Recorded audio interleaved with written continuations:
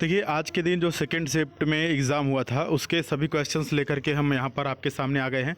और definitely dear student, believe कीजिए, English का तो ये मान लीजिए कि लगभग 95% क्वेश्चंस हूबहू फंसे थे जो भी हमने पढ़ाया था।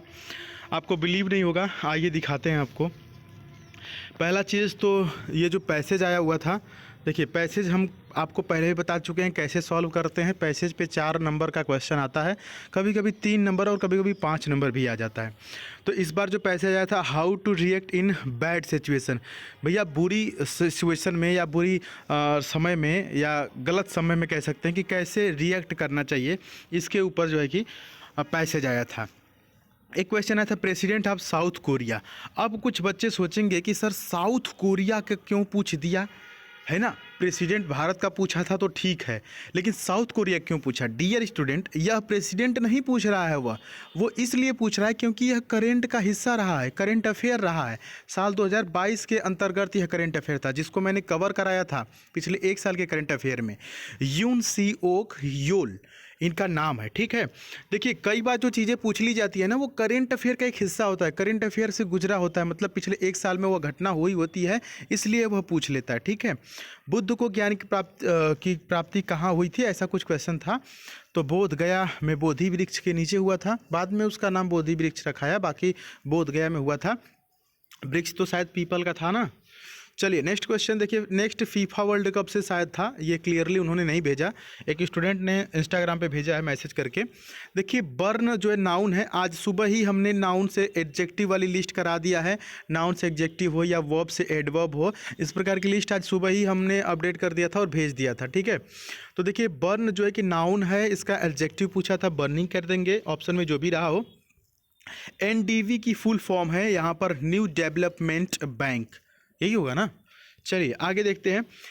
नेक्स्ट क्वेश्चन था, एशियाटिक सोसाइटी की स्थापना क्या है। एशियाटिक सोसाइटी की स्थापना किसने की थी, तो ऑप्शन में रहा होगा बंगाल के governor general lord Warren Hasting. क्या रहा होगा ऑप्शन में, लॉर्ड वारेन हेस्टिंग। आप बताइएगा ऑप्शन में क्या था। नेक्स्ट देखिए, फिल इन द ब्लैंक वाली सीरीज बहुत ज़्यादा हमने किया है, फाइंड द एरर वाली सीरीज भी हमने बहुत सारा बताया आपको। तो इसमें देखिए एक फिक्स्ड प्रीपोजिशन की प्लेलिस्ट भी है, हम आपको बार बार कहते थे कि सर प्लेलिस्ट जाकर के विजिट कर लीजिए ना।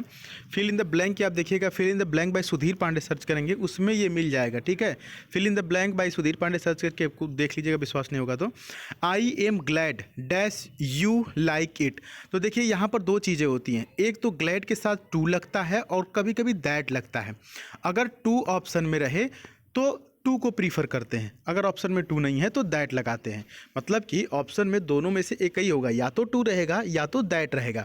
तो यहाँ पर हमें नहीं पता कि ऑप्शन में क्या था, अगर ऑप्शन में टू रहा होगा तो टू कर देंगे या दैट रहा होगा तो दैट कर देंगे, ठीक है। दोनों सिचुएशन में सही है, ठीक है। ऑप्शन में दोनों में से एक ही रहा होगा, और अगर दोनों होगा तो दैट कर देंगे जनरली। नेक्स्ट देखिए, जेन्युइन का सिनोनिम हम कराए हैं, आई थिंक हमको लग रहा है पहला या दूसरा पार्ट में ही होगा सिनोनिम का, जो हम क्लासेस करा रहे थे तो पार्ट 1 या क्लास 1 या क्लास 2 में ही रहा होगा। आप देख सकते हैं, जेन्युइन का मतलब होता है असली या वास्तविक, इसका सिनोनिम पूछ लिया गया था तो ऑथेंटिक होता है, ठीक है। आप देखे होंगे कि जेन्युइन पार्ट भी लिखा होता है, जेन्युइन पार्ट की दुकान भी होती है, ऑथेंटिक भी लिखा होता है। तो ये तो काफ़ी ईजी था। तो आज के जो इवनिंग के जो शिफ्ट था उसमें इतने सारे क्वेश्चन पूछे गए थे। बाकी इसके बावजूद भी अगर आप एग्ज़ाम दे करके आए हैं और आपको कुछ क्वेश्चंस पता है जो कि इस वीडियो में नहीं रहा हो, तो आप इसी वीडियो के नीचे जाकर कमेंट बॉक्स में कमेंट कर दें। बाकी जिनका देखिए नेक्स्ट डे में एग्ज़ाम है ना, उनको हम कहेंगे कि आप देखिए passive voice by Sudhir Pandey, मैं जितना बता रहा हूँ सुनिएगा, passive voice by Sudhir Pandey search कर लीजिए। जो नियुक्तियाँ वाला हमने वीडियो बनाया है, नियुक्तियाँ वाला वर्तमान में कौन कौन सी नियुक्तियाँ हुई है, उसको जरूर देख के जाइएगा, क्योंकि करंट अफेयर में नियुक्तियों से संबंधित क्वेश्चन पूछ रहा है, ठीक है। फिक्स्ड प्रीपोजिशन वाली एक बार लिस्ट देख लीजिएगा, क्योंकि अब फिक्स्ड प्रीपोजिशन से पूछना शुरू कर दिया है। अब तक यह क्वेश्चन नहीं पूछा है कि भारत में प्रथम महिला, तो हो सकता है कि कल के डेट में पूछे। वन्य जीव अभ्यारण्य वाला भी शायद आज नहीं पूछा था, हो सकता है कि कल पूछे।